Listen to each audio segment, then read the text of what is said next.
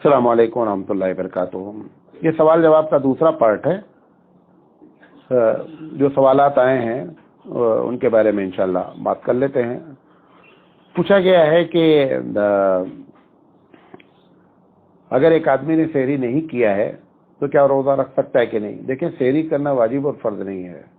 सेहरी करना सुन्नत है, मुस्तहब है, सेहरी में बरकत है। लेकिन ये आदत डाल लेना कि इशा के बाद तरावी पढ़कर खाना खा लेना और अब डायरेक्ट फजर में उठना, ये तरीका अच्छा नहीं है, ये तरीका सुन्नत के खिलाफ है।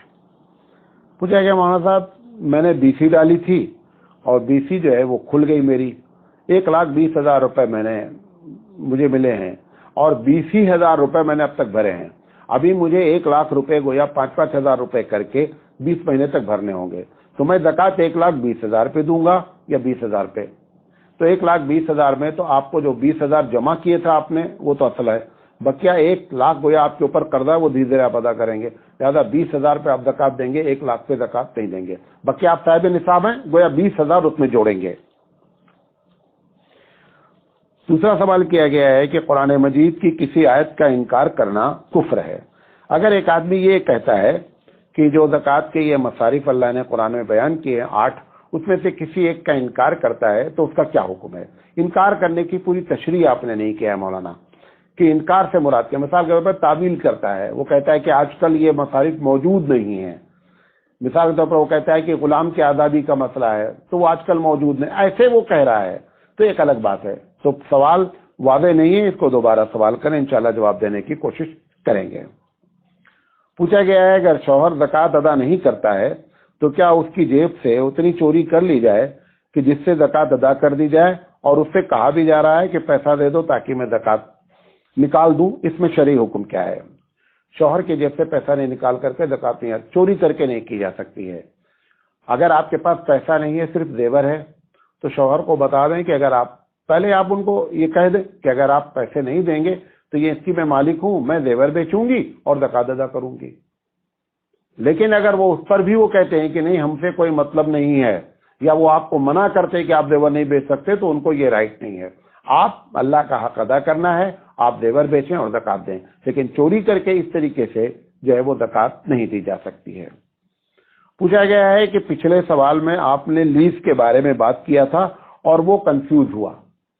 लीज के बारे में बात समझ लें। जो लीज कहा गया था, जिसके बारे में लीज हो सकता है कि अलग अलग इलाकों में अलग अलग तरीके पर बात हो रही हो।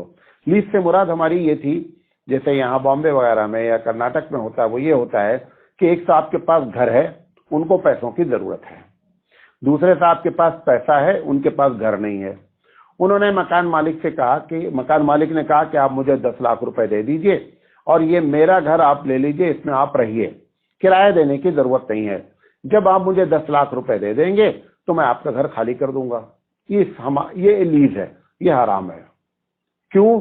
क्योंकि बंदा 10 लाख रुपए 10 साल बाद जब वो पे करेगा तो 10 लाख रुपए अपना पा जाएगा और इस 10 साल तक लगातार वो उस घर में किराए पर रहेगा और किराया अदा नहीं किया है। लिहाजा सूद के ऊपर फायदा उठाया गया है।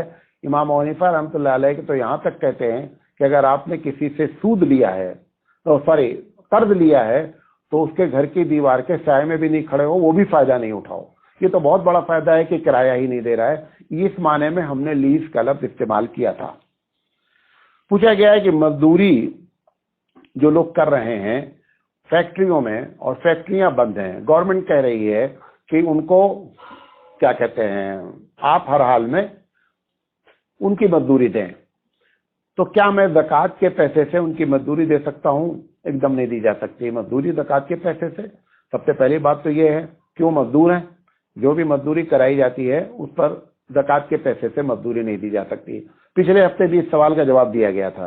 मेरी राय यह है कि मैं इस पर कई मुफ्तियों से रब्ता कर रहा हूं, लेकिन बात बन नहीं पा रही है कि इसमें सही बात बतावें, क्योंकि जो वर्कर है वो खुद से रुका नहीं है, मालिक ने वर्कर को रोका नहीं है।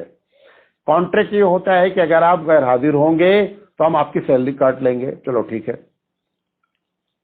अब वो गैर हाजिर हुआ ही नहीं है, बल्कि वो कह रहा था आप मुझे बुलाओ तो मैं आने के लिए तैयार हूं, वो गैर हाजिर हुआ ही नहीं है। लिहाजा इस शक्ल में बैठ करके उलमा को एक فارمولا بنا کر کے بات کرنی چاہیے. ہم نے پچھلے ہفتے بھی یہ کوشش کی تھی کہ لوگوں سے بات ہو جائے، لیکن کئی مفتیوں سے بات کیا، ہر آدمی اپنی الگ الگ رائے دے رہا ہے، اس لیے کوئی ہم فلٹر کر کے بات آپ کے سامنے پیش نہیں کر سکتے ہیں. زندگی رہی تو جمعرات سے پہلے پہلے اس سلسلے میں اگر کوئی بات ہوئی تو ہم آپ کے سامنے پیش کریں گے. پوچھا گیا مولانا صاحب میں ایک دکان کا کرایہ دار ہوں، اور جو مکان مالک ہے، جو دکان مالک ہے، اس کو میں نے 2 لاکھ روپے دے رکھے ہیں. میرا پیسہ 2 لاکھ روپے اس کے پاس ہے.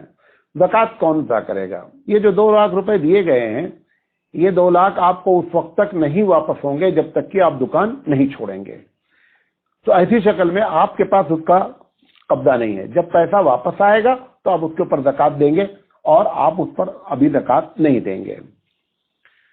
پوچھا گیا ہے کہ میں ٹرک کا بزنس کرتا ہوں، ٹرانسپورٹ کا. میرے پاس 12 ٹرک ہے، اور ٹرک کی جو ویلیو ہے وہ ایک ٹرک تقریباً 10 لاکھ سے کم کی نہیں ہے. تو 1 کروڑ 20 لاکھ کی ٹرک ہے. تو مجھے 1 کروڑ 20 لاکھ پر زکوٰۃ دینی ہے یا ٹرک کی انکم پر زکوٰۃ دینی ہے؟ دیکھیں اس بات کو سمجھ لیں پالیسی کے طور پر کہ جو چیزیں استعمال میں آتی ہیں ان کے اوپر زکوٰۃ نہیں ہوتی ہے. فیکٹری میں لگے ہوئے بڑی بڑی مشینیں کروڑوں روپے کی ہوتی ہیں، اس پر زکوٰۃ نہیں ہوتی ہے. اس کے پروڈکشن پر زکوٰۃ ہوتی ہے. ٹرک جو کما رہی ہے وہ سال بھر اس کا حساب کیا جائے کہ 10 ٹرک سے اتنی آمدنی ہوئی، 1 کروڑ روپے آمدنی ہوئی، خرچہ پانی اس کا سب کچھ نکالنے کے بعد پتہ یہ چلا کہ 20 لاکھ روپے بچے ہیں، 20 لاکھ کے اوپر زکوٰۃ ہوگی. ٹرک کی مالیت کے اوپر زکوٰۃ نہیں ہوگی.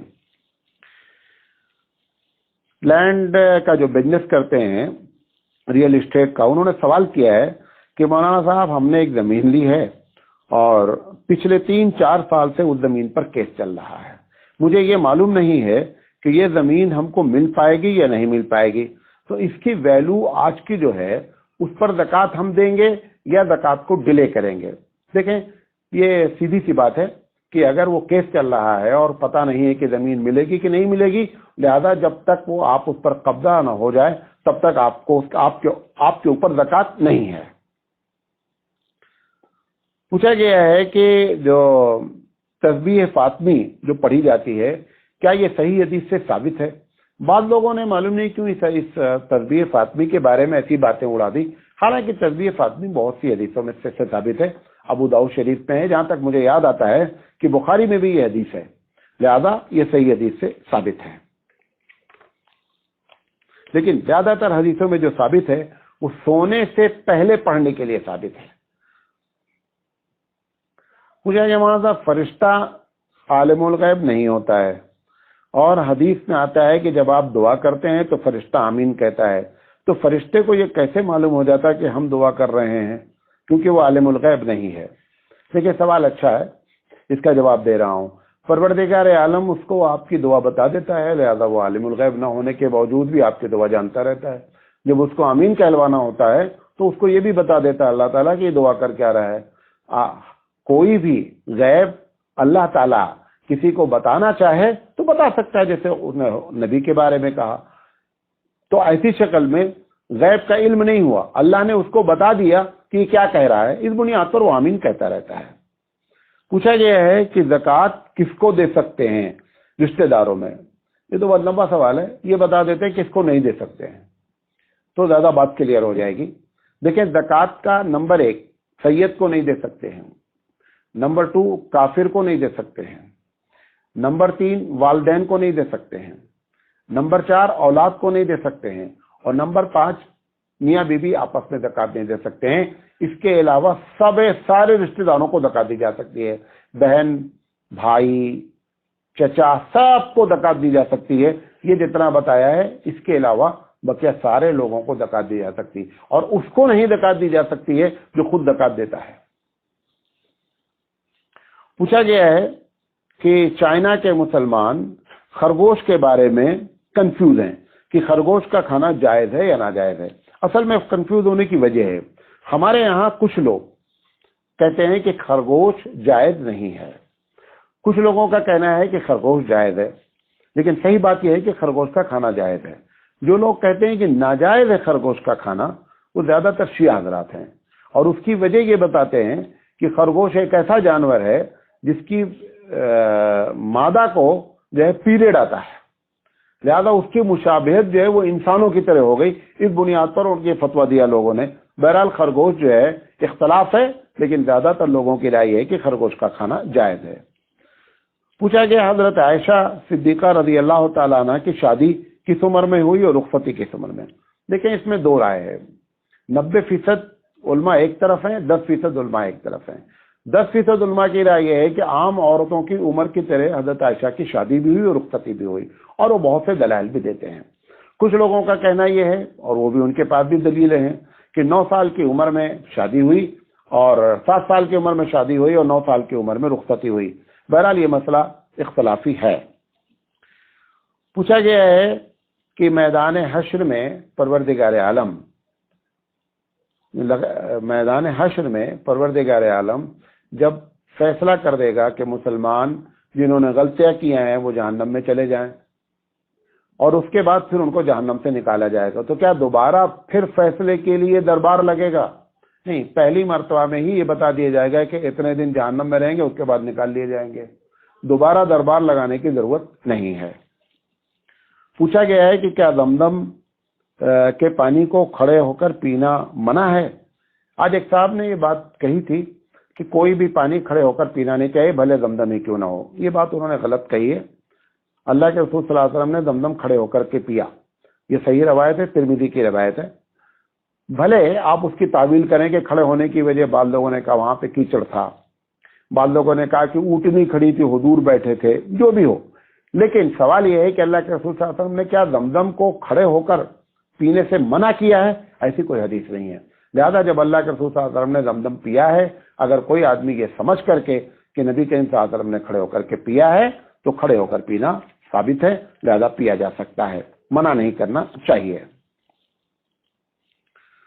پوچھا گیا ہے کہ مولانا صاحب آج کل علماء کرام جیسے آپ مختلف ٹاپک پر تقریریں کرتے ہیں، سارے لوگ ایسے کیوں نہیں کرتے ہیں؟ مجھے بڑی تکلیف ہے. دیکھو ایک بات بتائیں، آپ جس فیلڈ کے آدمی ہیں آپ وہی کام کرتے کہ نہیں کرتے ہیں؟ مثال کے طور پر آپ انجینئر ہیں، سول انجینئر ہیں.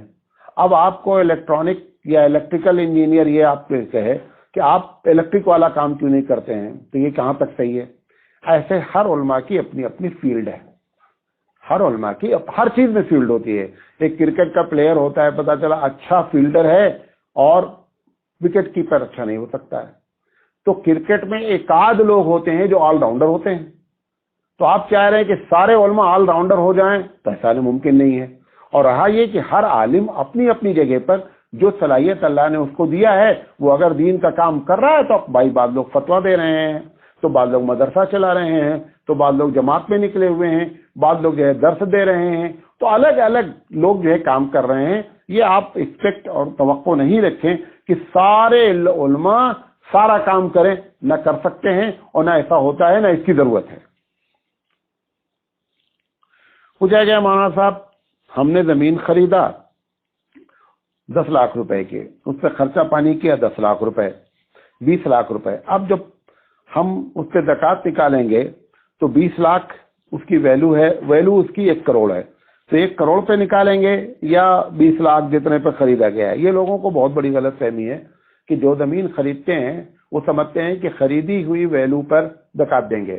نہیں، آپ نے اگر قرضہ لے کر خریدا ہے اور اس وقت آپ 1 کروڑ کی مالیت آپ کی ہے تو آپ 20 لاکھ مائنس کر دیجئے، 80 لاکھ پر زکوٰۃ دیجئے. پوچھا گیا مولانا صاحب احتیاطاً جو ہے وہ 29 شعبان کا روزہ رکھنا کیسا ہے؟ ایک دم ناجائز ہے. بعض لوگ ہوشیاری میں اسمارٹ بننا چاہتے ہیں، وہ 29 تاریخ کا روزہ رکھ لیتے ہیں، یعنی 30 شعبان کا روزہ رکھ لیتے ہیں کہ اگر چاند نکل آیا 29 والا تو ہمارا روزہ ہو جائے گا، اور اگر چاند نہیں نکلا تو ہمارا جو ہے وہ قضا وغیرہ جو بھی ہے وہ ہو جائے گی. یہ ایک دم غلط ہے، اس کو شک کا روزہ کہتے ہیں، حدیث میں منع کیا گیا ہے. پھر وہی سوال آیا ہوا ہے کہ سعودی نے 10 رکعت کا اعلان کیا ہے، تو ہم لوگ کیا 10 رکعت ہم لوگ بھی پڑھ سکتے ہیں؟ میں نے ابھی بتایا کہ انہوں نے اعلان کیا اپنی مصلحت، اپنی ضرورت کے تحت، نہ سنت کہہ کے اعلان کیا ہے اور نہ آپ کو 10 رکعت پڑھنے کی انہوں نے ترغیب دلائی، نہ حکم دیا ہے. لہذا وہ ان کی مصلحت ہے، ہمارے پاس کوئی ایسی چیز نہیں ہے کہ ہم 10 رکعت نماز پڑھیں. جو لوگ مسجد میں 4-5 لوگ پڑھیں وہ 20 پڑھیں, جو اپنے گھر میں پڑھیں وہ 20 پڑھیں. پوچھا گیا مولانا ہمارے پاس 5 تولہ سونا ہے, 2 تولہ چاندی ہے اور 1000 روپے کیش ہے, یہ بندہ صاحب نصاب ہے یا نہیں ہے؟ اس میں جو فتویٰ ہے وہ آپ کو بتا دیتے ہیں. یہ ایک الگ بات ہے کہ کچھ لوگوں کا اس میں اختلاف ہے. فتویٰ یہ ہے کہ آپ کے پاس جب 5 تولہ سونا ہے اور 2 تولہ چاندی ہے تو 2 تولہ چاندی یا 20 تولہ چاندی ہے تو ایسی شکل میں تو سونے کی قیمت نکال لی جائے. نکالنے کے بعد یہ دیکھا جائے کہ کیا اتنے میں 52.5 تولہ چاندی ہو سکتی ہے. 20 تولہ پہلے سے آپ کے پاس موجود ہے. اگر آپ کے پاس 32.5 تولہ چاندی خریدنے کے برابر سونے کا پیسہ ہے تو اس کے مطلب آپ صاحب نصاب ہیں. اور یقینی بات ہے 1 تولہ بھی اس وقت جو ہے وہ 1.5 تولہ میرا اندازہ ہے کہ سونا بھی 52.5 تولہ چاندی کے برابر ہو جاتا ہے. کچھ لوگوں کی رائے یہ ہے کہ سونا کو معیار بنایا جائے, گرچہ فتویٰ اس پر نہیں ہے, فتویٰ اسی پر ہے جو میں نے پہلے بتایا. اگر سونے کو معیار بنائیں گے تو 1000 اور پلس 20 تولہ چاندی کا ریٹ بھی نکال لیں گے تو بھی جو ہے وہ سونا جو ہے وہ 1 تولہ 1.5 تولہ سے زیادہ نہیں ملے گا, تو بھی آپ 7.5 تولہ سونا نہیں پہنچیں گے. یہ بات لوگوں کی رائے ہے کہ نوٹ دنیا میں گولڈ کو مانا جاتا ہے, نوٹ جو ہے وہ چاندی کو نہیں مانا جاتا ہے. بہرحال پوچھا گیا ہے جس بہن کے پاس 4 تولہ سونا ہو اور 25 تولہ چاندی ہو کیا ہم اس کو زکوٰۃ دے سکتے ہیں؟ یہی اوپر والے فارمولے کے تحت وہ صاحب نصاب ہے, لہذا ان کو زکوٰۃ نہیں دے سکتے ہیں. ویسے بہن کو زکوٰۃ دی جا سکتی ہے. پوچھا گیا سنا ہے مولانا صاحب کہ جس پر جادو ہوتا ہے اس کے کپڑے ہمیشہ بیچ سے پھٹتے ہیں. یہ عامل صاحب سے کسی سے پوچھا جائے تو میرا اندازہ ہے کہ وہ زیادہ بہتر جواب دے پائیں گے. پوچھا گیا ہے کہ اگر بچہ 1 سال کا ہے اور عورت روزہ, تو عورت کے لیے کیا حکم ہے کہ وہ روزہ رکھے یا نہ رکھے؟ دیکھیں یہ عورت کے اوپر ہے کہ اگر وہ بچے کو فیڈ کراتی ہے اور اس کے باوجود اس کے اندر طاقت ہے اور بچے کو نقصان ہونے کے چانسز نہیں ہے تو پھر ایسی شکل میں وہ روزہ رکھے. لیکن اگر اس کو خطرہ ہے بچے کا یا اپنا تو پھر ایسی شکل میں وہ روزہ چھوڑ سکتی ہے اور بعد میں اس کی قضا کرنی پڑے گی. لوگ یہ سمجھتے ہیں کہ فدیہ دے کر کے گاڑی چل جائے گی, فدیہ دے کر گاڑی قطعی نہیں چلے گی. پوچھا گیا ہے روزے کی حالت میں گیم کھیلنا کیسا ہے؟ روزوں کی حالت میں کوئی بھی گیم کھیلنا سارا کا سارا مکروہ ہے. وجہ یہ ہے کہ روزہ آیا ہے عبادت کے لیے, روزہ گیم کھیلنے کے لیے نہیں آیا ہے. اچھا اس کا یہ مطلب نہیں ہے کہ روزے کی حالت میں, روزے کے مہینے میں کسی قسم کی بات نہیں کرنی چاہیے مسلمانوں کو, بلکہ ہر وقت اس بات کی فکر کرنی چاہیے کہ نیکی کیسے زیادہ سے زیادہ کی جائے. پوچھا گیا مولانا صاحب اگر سحری میں ایک دانہ پھنس گیا منہ میں اور صبح جو ہے وہ بندے نے دانہ نگل لیا تو پھر ایسی شکل میں کیا حکم ہے؟ دیکھیں اگر چنے کے برابر دانہ ہے یا چنے سے بڑا ہے تو پھر ایسی شکل میں اس نے اگر نگل لیا تو روزہ ٹوٹ جائے گا, اور اگر اس سے چھوٹا رہا اور منہ میں پھنسا رہا وہ اندر چلا گیا تو روزہ نہیں ٹوٹے گا. لیکن اس کا یہ مطلب نہیں ہے کہ آپ باہر سے کسی وقت بھی چنے سے چھوٹی کوئی چیز کھا لیں تو روزہ نہیں ٹوٹے گا, یہ مطلب نہیں ہے. باہر سے اگر کوئی چیز جائے گی, کوئی بھی چیز جائے گی, چھوٹی سے چھوٹی چیز جائے گی تو بھی روزہ ٹوٹ جائے گا.